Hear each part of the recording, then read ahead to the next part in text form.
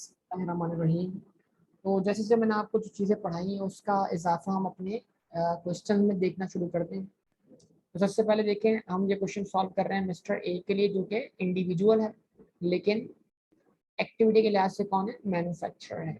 Manufacturing of textile goods. और आज की जो प्रीवियस क्लास थी उसका सबसे इम्पोर्टेंट पॉइंट ये था कि जब भी मैन्युफैक्चरर अपनी बनाई हुई फिनिश इन्वेंटरी विड्रॉ करेगा तो वो विड्रॉ करना भी चार्जेबल टू सेल्स टैक्स होगा अगर वो आइटम एग्जेम्प्ट ना हो, ठीक है ना।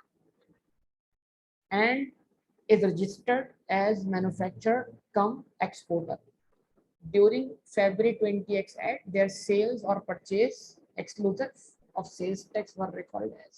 जितने भी क्वेश्चन हमने देखे हैं उसमें जितनी भी वैल्यू है वो एक्सक्लूसिव सेल टैक्स है, मतलब उसके ऊपर हम डायरेक्ट 17% लगा के आंसर निकाल रहे हैं। अगर एक वैल्यू इंक्लूसिव सेल टैक्स होगी तो डायरेक्ट 17% नहीं ले सकता, वो 17% ऐड करने के बाद होगी और वो 117% होगी। तो फिर मल्टीप्लाई करना पड़ेगा 17 से, डिवाइड करना पड़ेगा 117 से। लेकिन अगर पेपर में कुछ भी मेंशन ना हो तो आप वैल्यूज को एक्सक्लूसिव सेल टैक्स ही अज्यूम करेंगे। इसने तो बता दिया लेकिन आमतौर पर हर क्वेश्चन में बताया नहीं जाता। लोकल परचेज की है आपने किससे, रजिस्टर्ड पर्सन से 9 मिलियन की। लोकल परचेज की है आपने अनरजिस्टर्ड पर्सन से 2.4 मिलियन की। इस पे इनपुट टैक्स दिया है, इस पे कोई इनपुट टैक्स नहीं दिया। इंपोर्ट क्या है आपने, क्या रॉ मटेरियल, और आप कौन है, मैन्युफैक्चरर। तो ये रॉ मटेरियल आप खुद ही इस्तेमाल करेंगे, यानी कि आप सिर्फ इंपोर्टर हुए, कमर्शियल इंपोर्टर नहीं हुए। तो इंपोर्ट स्टेज पर आपने इस पर नॉर्मल 17% सेल टैक्स दिया होगा। सेल्स टैक्स, सेल्स टैक्स क्या लिखा है, रुपीज, ये सेल्स टैक्स है 1.5 लाख का जो हमने पे किया है किसके साथ, तो ये आपका इनपुट टैक्स होगा। ये इलेक्ट्रिसिटी बिल नहीं है, इसका 17% नहीं निकालना, जरा होश में रहिएगा, ये खुद सेल्स टैक्स है। पक्का, अच्छा। Local taxable sales to registered person कितनी बेटा, 6,400,000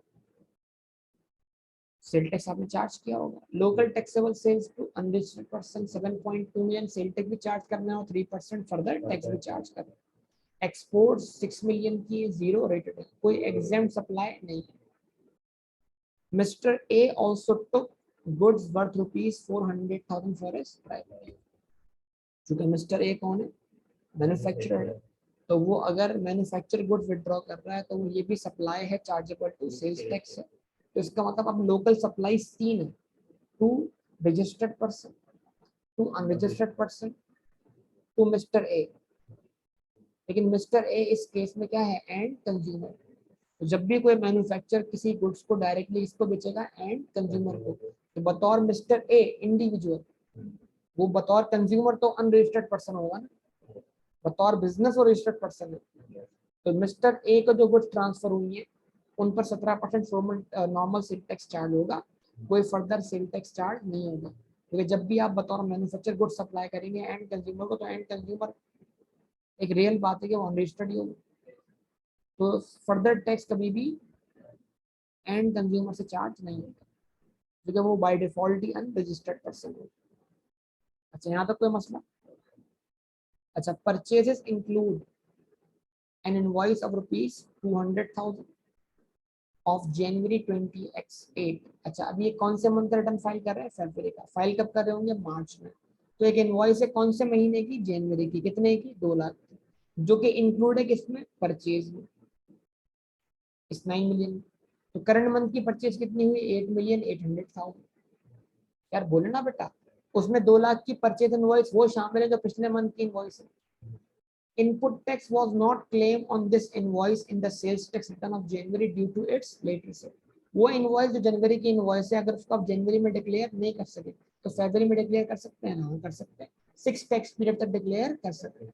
ये कैरी फॉरवर्ड वाली बात नहीं है, ये डिक्लेरेशन वाली बात है। तो जवाब चाहिए होगा आप सबका मुझे। तो अगर आप उसको 6 टैक्स पीरियड तक डिक्लेयर कर सकते हैं तो जनवरी की इनवॉइस को आप फरवरी में डिक्लेयर कर दें, कोई इशू नहीं। तो इस 200,000 को आप इस 9 मिलियन में रहने दें और इसका इनपुट टैक्स क्या करें, आप क्लेम करें। मतलब इसको आपको अलग करने की जरूरत नहीं, ठीक है जी। यहाँ तक कोई मसला। अच्छा, अब उसके बाद क्या, सारी कैलकुलेशन है आपकी, ठीक है। मिस्टर ए सेल्स टैक्स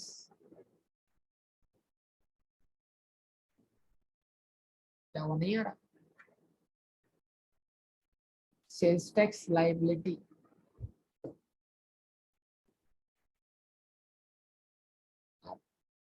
एक मिनट रुको, एक मिनट रुको, मैं उसको दोबारा से आपको समझा।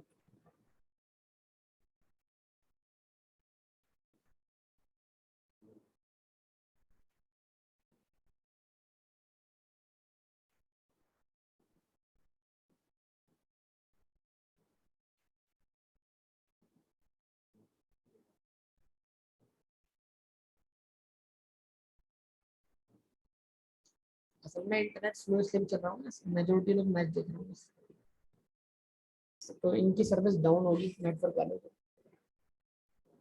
Mister A sales tax liability, ठीक है, फॉर द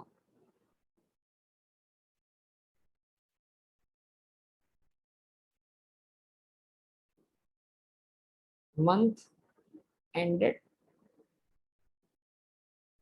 28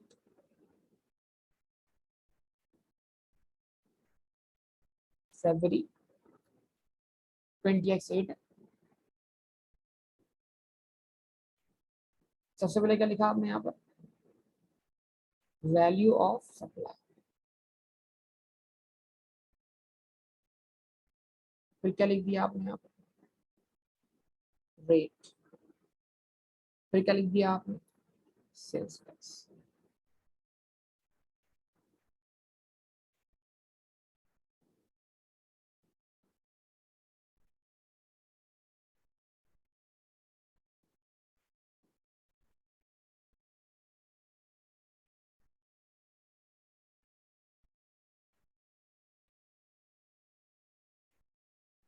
ठीक है जी, यहाँ क्या लिखा आपने, output tax,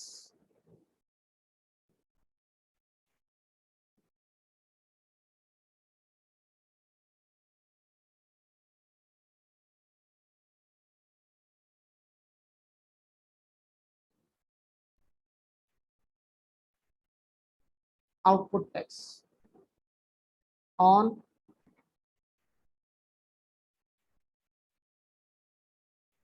local taxable supplies.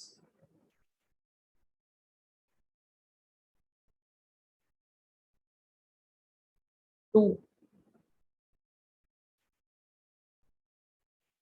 Registered person,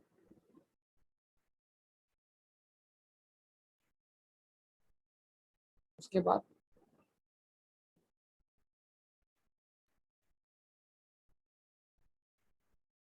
unregistered person, ठीक है। Local taxable supplies to registered person कितनी है भाई, सॉरी लोकल सेल्स कितनी है, 6.4 मिलियन। आपने लिखा वैल्यू ऑफ सप्लाई आ गई 6,400,000। सेल्स टैक्स रेट कितना लगाया आपने, 17%। 6,400,000 को 17% निकाल लीजिए आप सब लोग बेटा।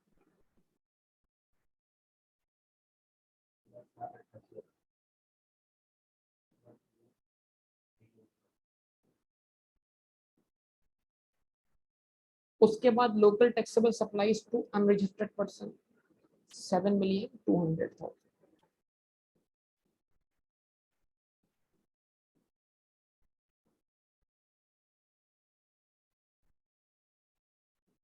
कितना,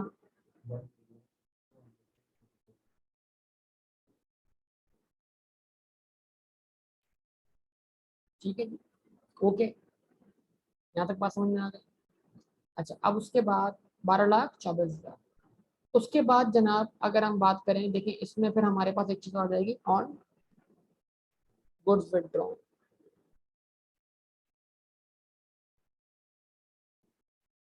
गुड्स विड्रॉ किए ना ऑनर ने, बाय मिस्टर, ये भी आपकी लोकल टैक्सेबल सप्लाई मानी जाएगी। कितनी है बेटा, नीचे लिखा हुआ है 4 लाख। अगर ये मैन्युफैक्चर ना होता तो हम इसके ऊपर कोई सेल टैक्स चार्ज नहीं करते और फिर हम इसका इनपुट टैक्स भी क्लेम नहीं कर सकते।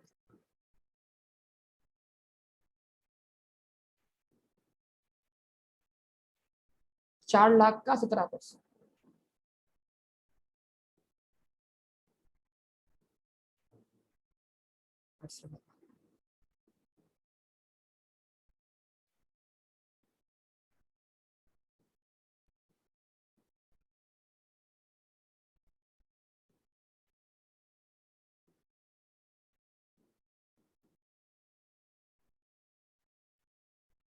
ये क्या आंसर आता है बताइए जरा, सम बताइए इनका टोटल। 6,400,000 प्लस 7,200,000 प्लस 400,000, तो 6 और 7 आपके पास हो जाएंगे बेटा 13, और ये बन जाएगा आपका total 14 million.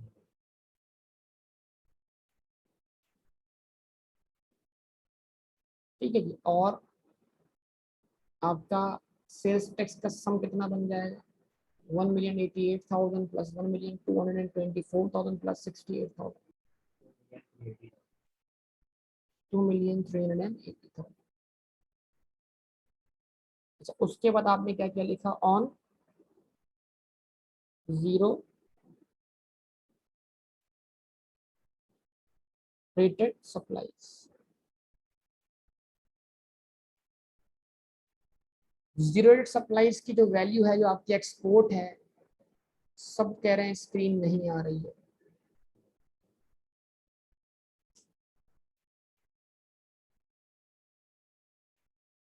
Ji, on zero rate supplies, zero rate supplies के ऊपर जो है वो एक्सपोर्ट्स हैं कितनी? 6 मिलियन।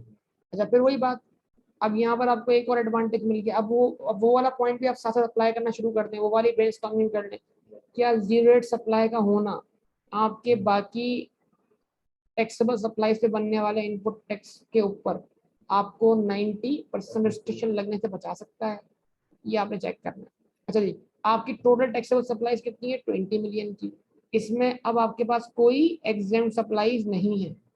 अच्छा जी, जीरो रेट सप्लाईज का जो टैक्स रेट है वो कितना है? 0%। आंसर भी क्या आ जाएगा? 0। तो टोटल आपका जो आउटपुट टैक्स बनेगा वो बनेगा 23 मिलियन, सॉरी 2,380,000, 23,80,000 रुपए। अच्छा, अब 6 मिलियन को आप डिवाइड कर दें 20 मिलियन से, और ये असेसमेंट साथ साथ करते रहें कि क्या 6 मिलियन जो कि जीरो रेट सप्लाई है वो आपकी टोटल टैक्सेबल सप्लाई का मोर देन 50% है।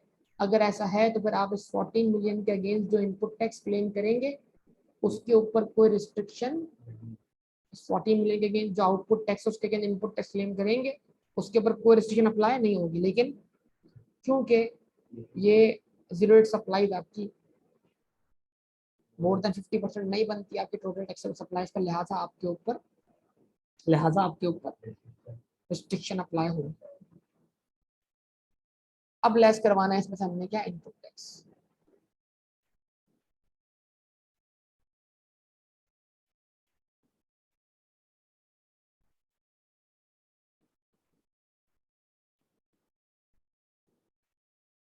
नंबर 1,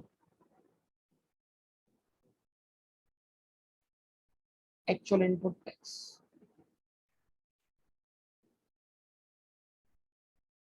ठीक है, वो हम निकालेंगे भी कितना बनता है। और नंबर 2, 90% ऑफ आउटपुट टैक्स। 90% निकाल लीजिए आप। 2,380,000 का 90% क्या बनता है? 2 मिलियन, क्या कह रहे हो? 2,380,000 का 90%, 2 मिलियन, हाँ सही है, 2,142,000, करेक्ट। अच्छा, विच एवर इज लोअर। ठीक है,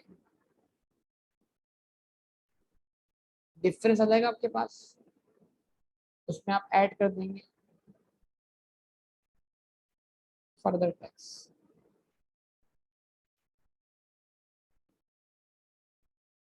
फर्दर टैक्स जिस पर अप्लाई होगा वो सिर्फ ये लोग हैं, कौन से बेटा, 7,200,000 वाले। ये 4 लाख वाला भी अनरजिस्टर्ड है बतौर इंडिविजुअल, लेकिन चूंकि ये एंड कंज्यूमर है लिहाजा इस पर कोई टैक्स फर्दर टैक्स चार्ज नहीं होगा। 7,200,000 की सप्लाईज आपने की हैं अनरजिस्टर्ड सप्लायर्स को, उस पर आप लगाएं 3% फर्दर टैक्स। 2,16,000, 2,16,000 ऊपर वाले आंसर में क्या हो जाएगा, ऐड हो जाएगा।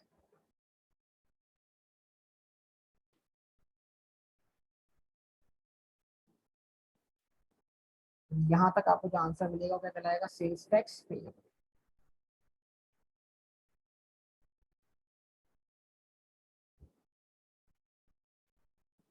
फिर उसके नीचे आप क्या लिख देंगे, sales tax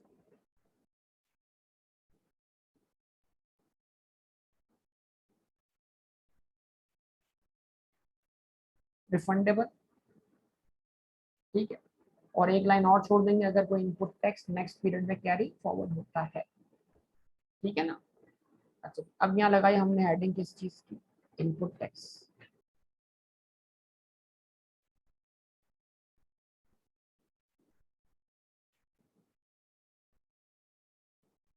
input tax on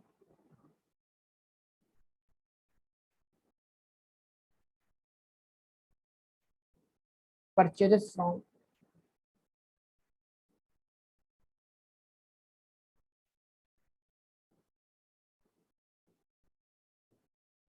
registered suppliers. Registered supply से जो आपने गुड्स परचेज किए उसके अंदर उसकी वैल्यू 9 मिलियन है, और इस 9 मिलियन के अंदर 2 लाख रुपए पिछले मंथ की इनवॉइसेस भी हैं जो कि आप कंसीडर करेंगे, उसको अलग नहीं करेंगे। भाई जवाब दीजिए करो यार, 9 मिलियन पे लगाया आपने कितना, 17%। जवाब दे भाई, कितना बना।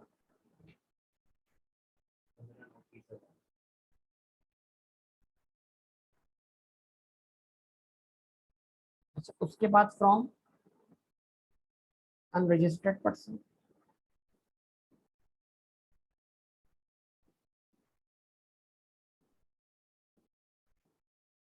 अनरजिस्टर्ड सप्लायर से आपने कितनी मालियत की गुड्स परचेज की है,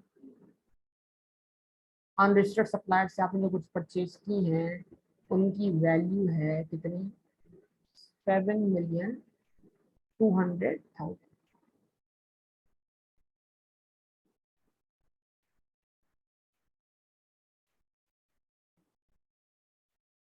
फिर गलत लिख दिया।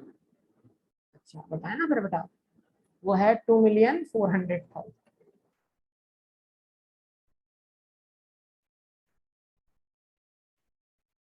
और ये परचेज करते हुए हमने कोई सेल टैक्स पे नहीं किया, तो हमारा कोई इनपुट टैक्स नहीं बना। अच्छा जी, on import of raw material,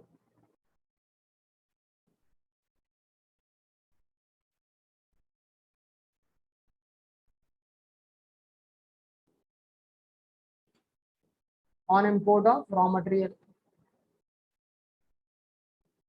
raw material कितने का इंपोर्ट किया आपने, रॉ मटेरियल का वैल्यू, इंपोर्टेड वैल्यू कितना है आपका, 4,600,000। ये कमर्शियल इंपोर्ट नहीं है, इस पर सेल टैक्स कितना लगा, 17%। 4,600,000 का 17%,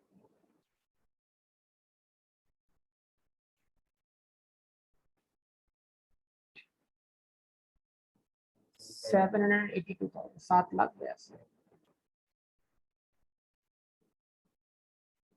उसके बाद on electricity bills, electricity bills की हमें वैल्यू नहीं पता, ठीक है, लेकिन हम डायरेक्ट उसका अमाउंट लिख देंगे, 1,50,000 रुपये। 1,50,000 हमें सेल टैक्स ही दिया हुआ है बेटा, नहीं, sales tax of rupees, sales tax of rupees, 1,50,000 रुपये paid with electricity bills.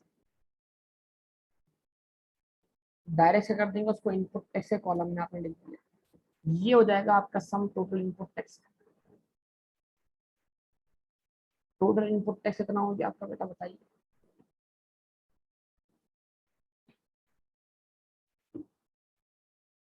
1,530,782,000 plus 150,000 सम कर दी। 2,462,000। अब इसकी क्या होनी है बेटा? अपोर्शन। ये आ गया हमारा क्या?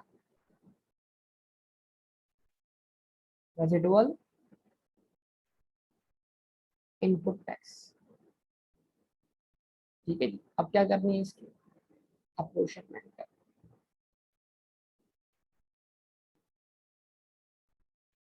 अपोर्शनमेंट ऑफ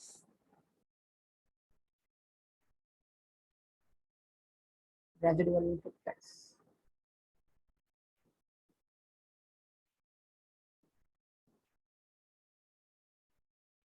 ठीक है, वो क्या है भाई? सबसे पहले लोकल टैक्सेबल सप्लाईज। अब इसमें कोई एग्जाम सप्लाई नहीं है वैसे,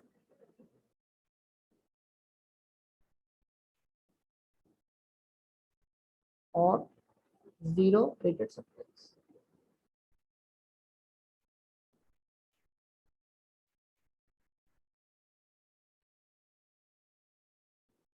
अच्छा जी, लोकल टैक्सेबल सप्लाईज का वैल्यू हमने ऊपर ही टोटल कर लिया था, अगर आप देख लें तो 14 मिलियन। अब क्या करेंगे भाई? 14 million divided by 20 million multiplied by 2,462,000। बताइए क्या आंसर आता है?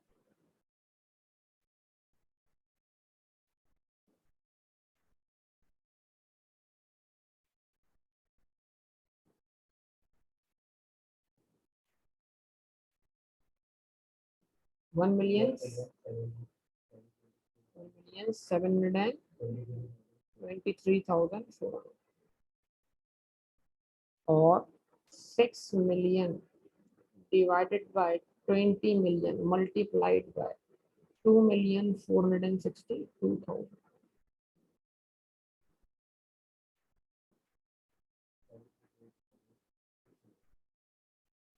738,600।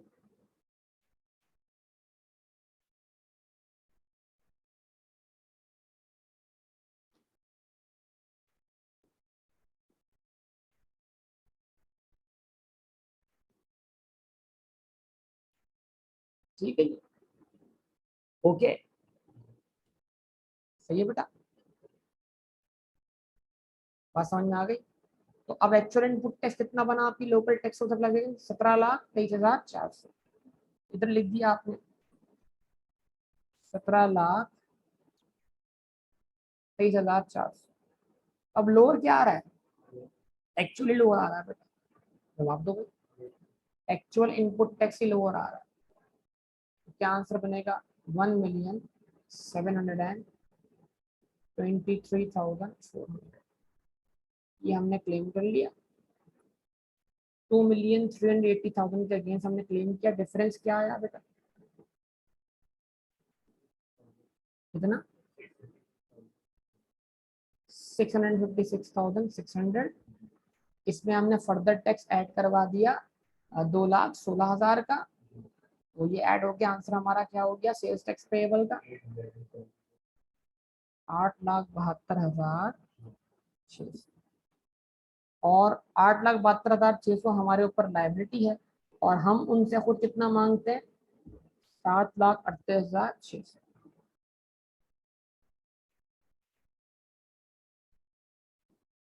अगर वो सेट ऑफ करने देंगे हमें, तो नेट हमने पे करना होगा। सही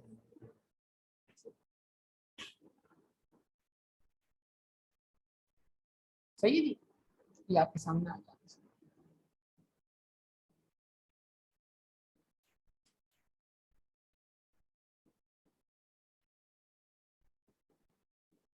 हाँ जी, ये क्वेश्चन भी सॉल्व हो गया।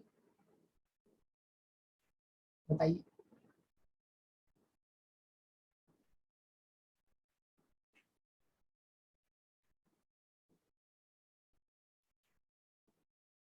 अपॉइंटमेंट कहाँ से आ गया? अपॉइंटमेंट हो गया बेटा, अपॉइंटमेंट तो डॉक्टर से लेते हैं।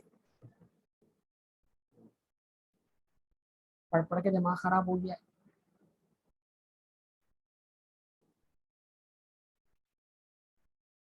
ऑटो करेक्ट हो गया। अच्छा अच्छा।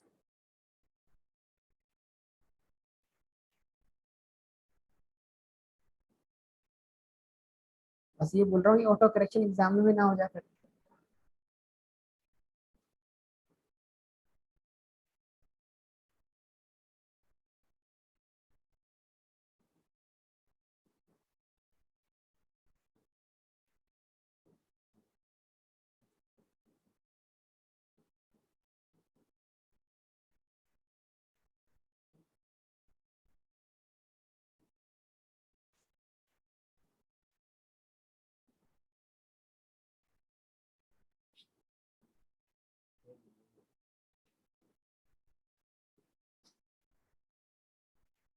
ठीक है जी। ओके, ये क्वेश्चन भी हो गया।